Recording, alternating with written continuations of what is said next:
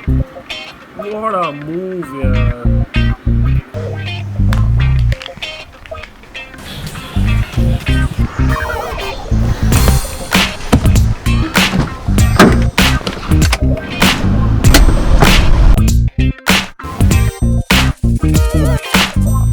आप लोगों की दुआओं से अल्हम्दुलिल्लाह मेरे 1000 सब्सक्राइबर्स कंप्लीट हो गए। तो थैंक यू सो मच, आप लोगों ने इतना सपोर्ट किया और आप लोगों की सपोर्ट की वजह से आज ये माइलस्टोन अचीव किया मैंने। जब कोई भी यूट्यूबर एक नया चैनल स्टार्ट करता है तो उसके लिए सबसे बड़ा माइलस्टोन होता है 1000 सब्सक्राइबर कंप्लीट करना, और हमारे चैनल में वो कंप्लीट हो गया है। Thank you so much once again. अच्छा, काफ़ी दिनों से घर पे बैठ के बातचीत हो रही थी, तो आज मैंने सोचा कि जो काम है वो भी कर लेते हैं पूरे, और बातचीत भी हो जाएगी।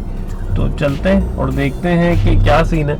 वैसे तो ये सुना है कि सैटरडे और संडे को कंप्लीट लॉकडाउन का ऐलान कर दिया गया है, और आज सैटरडे है तो मैं निकला हूँ अभी बाहर। देखते हैं कि कितना लॉकडाउन के इंस्ट्रक्शंस के ऊपर अमल किया जा रहा है।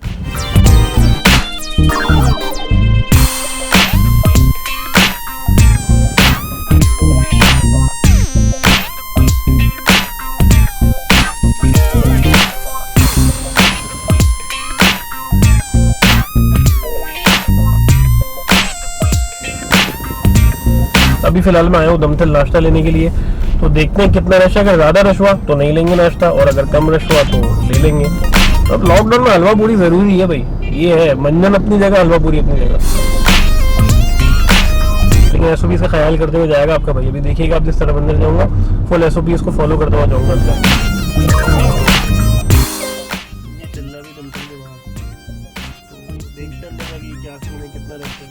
मास्क पहनना ज़रूरी है भाई।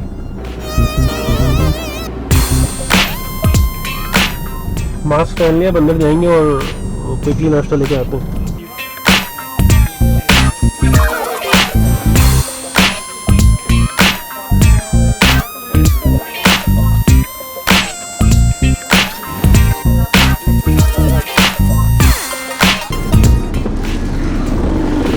तो भाई पूड़ियाँ ले ली, और अपने अगर अच्छे आम मिल जाए तो आम ले लेते हैं थोड़े, क्योंकि गर्मी आई और आम नहीं खाया तो गर्मी आई क्यों।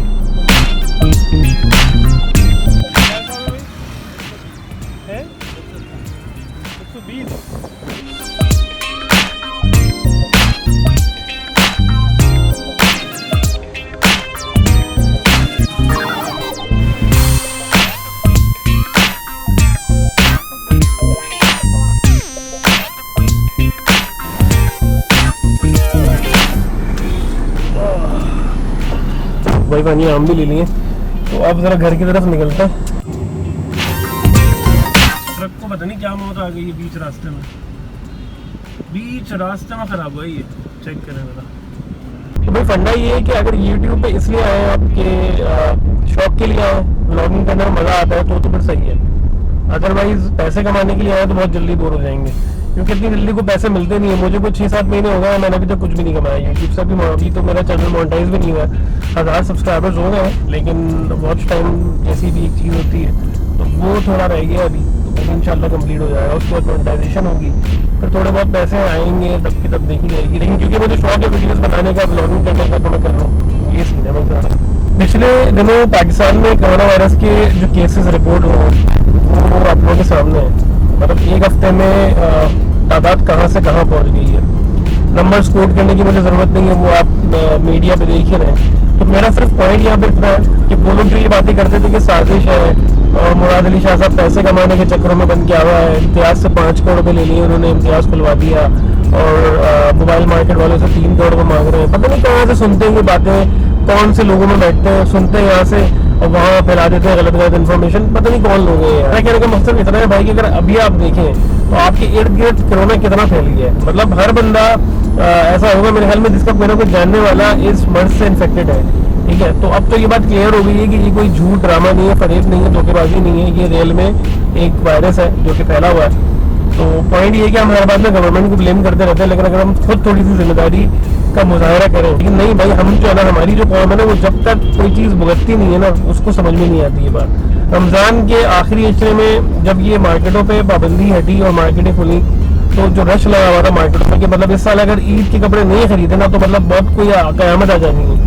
तो भाई पॉइंट ये आता है कि वक्त से पहले ही अगर आप उस चीज को समझ लेंगे तो वो बेहतर रहता है। कहते हैं ना, prevention is better than cure. बात सही है, बेरोजगारी है, इस बात से इनकार नहीं कर रहा है कि लोगों को कमाना है। जाहिर सी बात है कि लॉकडाउन अगर रहेगा तो लोग कैसे कमाएंगे, खर्चा कैसे चलाएंगे। जो मिडिल क्लास तबका है, जो गरीब तबका है, कैसे घर चलाएगा।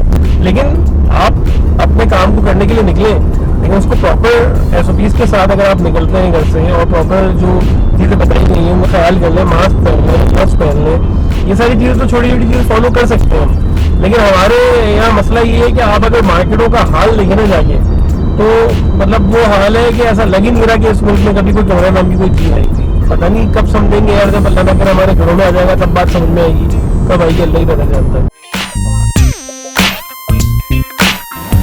अच्छा, आप लोग मुझे कमेंट में जरूर सजेस्ट करें कि आप लोग मतलब किस तरह की वीडियोस देखना चाहते हैं और किस तरह की वीडियोस में बनाऊं कंटेंट। अगर किसी के दिमाग में कोई है तो मुझे सजेस्ट करें काइंडली।